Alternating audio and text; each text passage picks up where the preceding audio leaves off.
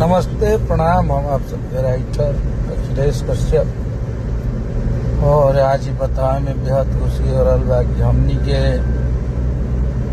Hit machine के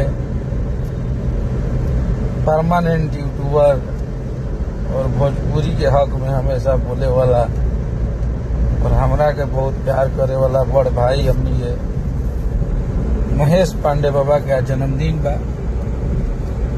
Bollywood entertainment के honour हैं ये, जिन पे इनका न्यूज चलता है और बाबा का काफ़ी योगदान है हमारे जीवन में। बाबा ने बहुत सपोर्ट किया है। हम सब पूरे ट्रेंडिंग स्टार की टीम से लेके हमारे ट्रेंडिंग स्टार का आज वैसे व्यक्ति का जन्मदिन है।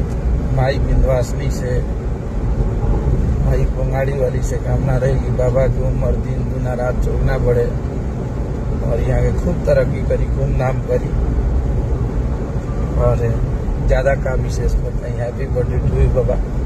आप ऐसे ही अपने लाइफ में तरक्की करिए, आगे बढ़िए, खूब नाम करिए। Happy birthday to you. नमस्कार, प्रणाम। हम भोजपुरी गायक टुनटुन यादव। और बड़ी खुशी की बात बाकी 2 जून के भोजपुरी के बहुत ही अच्छे न्यूज रिपोर्टर, भोजीवुड इंटरटेनमेंट चैनल के मालिक हमारे महेश पांडे बाबा के जन्मदिन बा। हमारा तरफ से बहुत बहुत बधाई बा। Love you, happy birthday Mahesh Pandey बाबा। आप हजारों साल जिए और ऐसे ही भोजपुरी इंडस्ट्री में तरफा राज करें। सारे कलाकारों के दिलों की धड़कन बन के जियो।